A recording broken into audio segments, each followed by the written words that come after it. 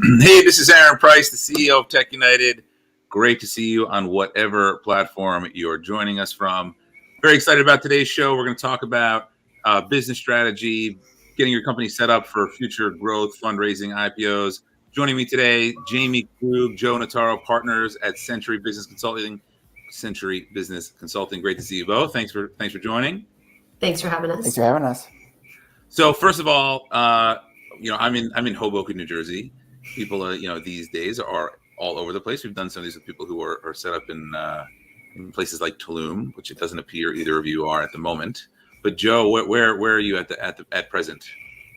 I'm also in New Jersey, just a little bit more suburban. I'm in Basking Ridge.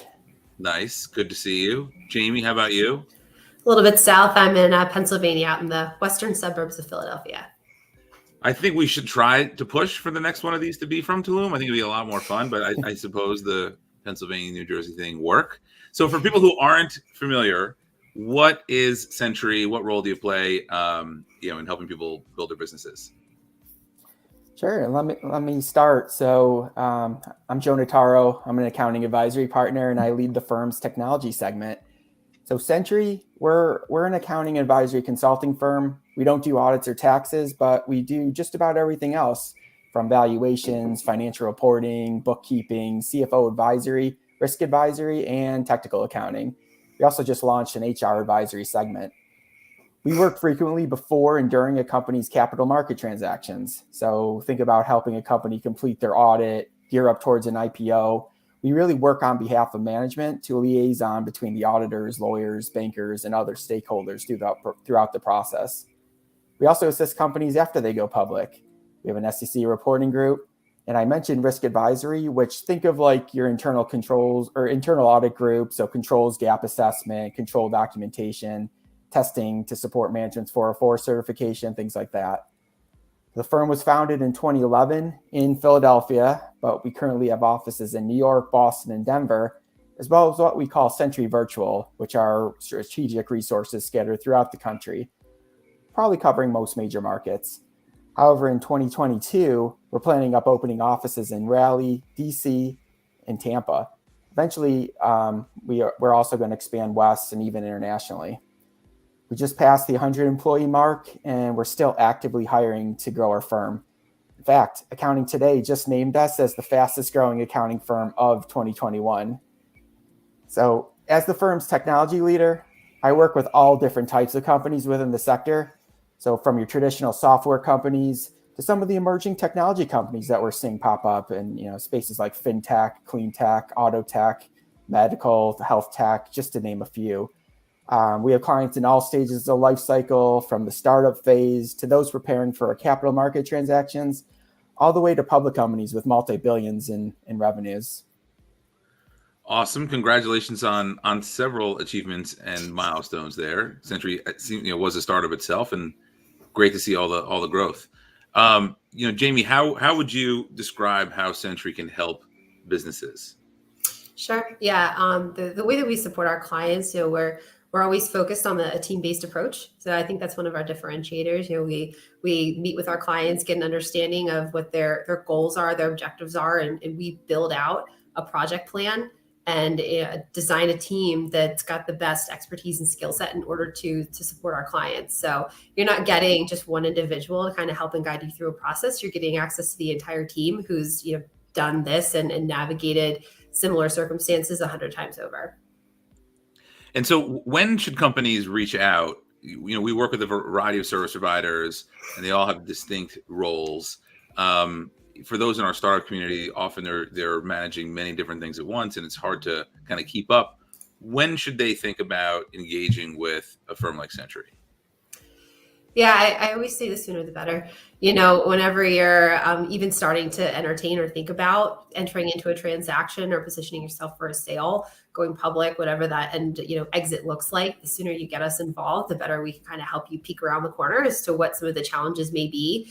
If you've never been audited before, you need to pull together a set of audited financial statements. There's a lot that can come with that, and getting a sense of what that process is, who else you should be calling to the table, other strategic advisors, whether it's valuation experts, whether it's individuals to kind of manage the cap table, anything of that nature. The sooner you get their advice and their counsel, it's always just going to make the process that much easier. So you don't have to risk something falling apart in the 11th hour. What if they say, we've got a CFO and a small accounting team, and I think we kind of know what we're doing. I imagine you walk into a bunch of environments like that where maybe they still need help. What do you find in that scenario? Yeah, and that's very common because we assist companies with their high impact accounting and financial reporting issues. And it gives them the flexibility to maybe focus their time and attention on other areas of running the business and leave the technical accounting or financial reporting or all the other things that we do to us. One good example I wanted to kind of highlight, we have a client, and it's actually in the technology space that we worked on the last few years. And we were initially engaged to help management go over the finish line for an audit, but the project quickly expanded. We started preparing their 10Ks and 10Qs, and the company also was very highly transactional. So with every business acquisition or preferred share equity offering, they looked to us for our advice and really just ensuring that their financial records were properly accounted for and that their financial statement disclosures were complete and accurate. As the company grew, they started to build their own team. So our role shifted to first helping the new team members transition and take over the financial reporting process. However, we're still heavily involved with the client each quarter. And, with their wheeling and dealing CEO who likes to acquire complementary companies on a pretty rapid basis, we're involved with every one of those acquisitions. And with every preferred share raise or debt modification, we're there to help them. So we kind of think of it, think about how like a law firm operates. That's how I would best describe how Centri helps its clients. We understand the issue, research the solution, and then work with management and the auditors to agree on the path forward. That's great. So, you talked a bit about the growth of Centri being awarded I think the best place to work in 2021. What do you think? I would imagine a service provider like Centri is a challenging environment to stand out from a cultural point of view. So I'm curious, just in general, like as a cliche for service provider environments, what do you think makes Centri special, and what have you done there to make it a great place to work? Good question. I'll start off. I mentioned it briefly before about that team-based approach. I do think that's a differentiator. We don't ever send out one of our individuals into an environment that we're not, able to kind of manage. Everybody works together. It's very collaborative in nature. And even while people are working, remotely over the past couple of years, I still think we've been able to do it in a way that we're working in group setting, via video conference calls and things of that nature. And one of my roles at the firm is as chief quality officer, making sure that we have process and procedure in place in order to put together a good, solid deliverable for our clients. All of that comes down to, doing that in a team environment so that it's getting multiple layers of review. And I think that it really benefits our team. You're getting the collective viewpoints of multiple individuals. You're not just dealing with one individual and their limited experience. So it works in two ways. It helps really grow and develop our team, giving them exposure to different transactions and things of that nature. They're all able to be a part of it. And it also makes the deliverables that we're providing to our clients that much better because it's getting multiple layers of review. And again, it's getting the collective input from a group of individuals as opposed to just one. What does Centri do to make the office environment? Well, before I get to that question, what are the values of Centri? What do you try to represent day to day? Yeah, and one more thing I just wanted to add, because I'm actually a new team member to Centri. I just joined last September, and the culture was something that made Centri so appealing to me in the first place. And we have a tagline. It's one firm, one team, one culture. And I can really attest that's been more than a tagline. It's really how we operate. And as I kind of hinted on in the start of this is, although we're maybe East Coast based to start, but we really want to expand across the entire country. And we may be spread out by geography or maybe segment line or service offering, but there's a feeling that we're bound together by a common goal, and everyone really buys into it. We want to be viewed as the high-powered advisory firm that can, the clients are coming to us to tackle the most complex accounting and financial reporting issues. But we also know without our great team members, we can't accomplish any of our goals. A couple of things that we did most recently. So we just hit our 10-year anniversary mark at the end of last year. And we had a series of events to celebrate the accomplishment. So we did bowling, we did hay rides, we did Top Golf. We even brought in a top chef to teach us how to make the best Philly cheesesteak pastries you'll ever eat. And many of these events we opened up to our team members, significant others, and families. It was a lot of fun. And even just last couple of weeks ago, and we do this every March, but we had an employee appreciation week. It wasn't just a day; it was an entire week. That was just to help celebrate the client. We had the team members that we have, and we did it across all of our offices, and we had a lot of fun. So I feel like some firms may talk the talk and use culture as a buzzword, but Centri really understands that our most valuable asset is our team members and our clients. They clearly see the benefits of a firm where everybody's on the same page, and we're moving forward to the next stage of our firm's growth without losing focus on what got us here.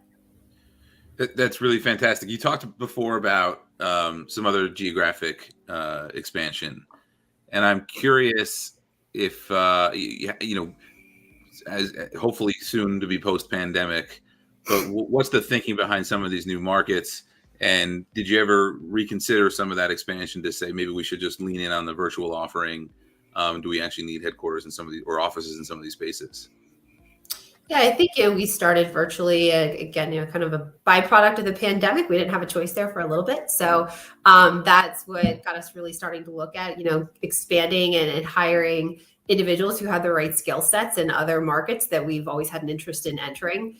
I think it's something we'll continue to pay attention to what's going on within those different markets, and to the extent that they align with the industries that we're currently serving. Currently tech is a huge industry for us, so that's really what's driving where we're going. I think we'll continue to pay attention to what's going on in each of those markets, and then to the extent that it makes sense to start expanding roots geographically, we'll look to continue to do so. So I'm curious what your views are. Like, how many days a week do either of you go into an office? Yeah, on average, we're starting with just one. Nothing's mandatory at this point, but we're really just trying to collaborate and continue to build our culture. So for anyone that comes out, I usually try to take them out to lunch, or maybe we'll grab drinks after work, because while we've shown that we can still get the work done even in a virtual setting, we just don't want to lose out on the collaboration and continuing to grow our culture. And as we do expand into new markets, one of the things that Centri is really trying to do is the partner group and other members of the leadership team are going to each office at least on a regular basis. So that way, team members that maybe are in the new markets are still getting to learn our culture, meet our team members, and also have a little bit of fun in the process. Yeah, not the worst thing. What are you seeing, Jamie, in the marketplace? And we talk a lot about in our community the future of work and the role of real estate and how things are changing and recruiting younger talent and what their interests are. What are you seeing either within Centri or even within some of your own clients? As far as returning to the office? Yeah, it's a bit of a mixed bag. I'm seeing some of our clients are requiring individuals to go to the office a number of days a week. You start to see the large, especially public accounting firms. There's a couple that have come out and said they're never going back to the office. So it really is kind of interesting to see how different companies are approaching and how it's ultimately impacting, their employees and whether they want to continue working with those organizations, depending on how some of those rules are shaking out. But I think to elaborate on, Joe's point, that's something that we decided not to mandate as a firm, really just more encouraging that to the extent that you want to come in and collaborate in person with your team members, we, highly encourage you to do so. But not taking that maybe hard and fast stand, just because it's so hard to find, good people these days, that I think our focus is more so on that than it is kind of setting hard and fast rules in that regard. And as it pertains to how it affects your line of work, do you find that the digital environment has made it easier to have record keeping and audit trails and things that maybe used to happen in office are now happening digitally, and makes it easier? We talked a lot about the need for reporting, the need for accurate, good operational measures that as your clients grow, they're set up for success for M&A and exit and IPO opportunities. Has the digitization of some of these businesses been a benefit? Yeah, I think so. I think it's forced people to kind of look at things in a different way, looking for more efficient ways to kind of leverage technology, to better and quicker do what we're already doing. So that's something that we as an organization are constantly paying attention to. And we have certain technology platforms that we're able to utilize internally and set our clients up on. And then, as our companies are growing and they're ready to take over some of those platforms themselves, we're able to transition it over to them as well. So I think that's something that we continue to pay attention to, and our clients really need, because especially in this environment where everything's happening remotely, it's happening quicker and quicker every single day. So you need to look for, the best way to leverage technology in order to keep up and keep ahead. Yeah. So lastly, before we sign off here, I just, we touched prior to this a little bit on some of the common mistakes that you run into. And so for companies that are experiencing high growth, one, they should call Centri, but two, what should they keep in mind right now of some common mistakes that you often run into on some new client engagements? Yeah, I mean, one of the things that I can't stress enough is just planning. And sometimes it's you can't plan, but to the extent you can, it's always more ideal. I always share the example. We had a company had never been audited before, and they were going through the acquisition process. And one of the things that they were working through, there was a due diligence team, and then there was the target team's auditors, and they kind of realized at the 11th hour that the company had not gone through a formal ASC 606 accounting analysis for their revenue contracts. And this was something that really almost led to the deal falling apart, because the buyer just wasn't sure what the revenue was under 606. And it could be a lot different than if historically you were just recording the revenue upon cash receipt. So that's one of the things I just always stress, is just like almost overplan versus just thinking that, you don't need something. Yeah, my reaction was going to be something to the effect of like, I'm surprised, almost shocked to hear that these companies of a certain size get to that place. But having seen some of these things, that people have different strengths and focus areas, and sometimes these issues get pushed aside, which is why organizations like Centri exist, and perhaps why you've thrived over this last decade. Jamie, any final thoughts on common mistakes and things people should be prepared for before we sign off here?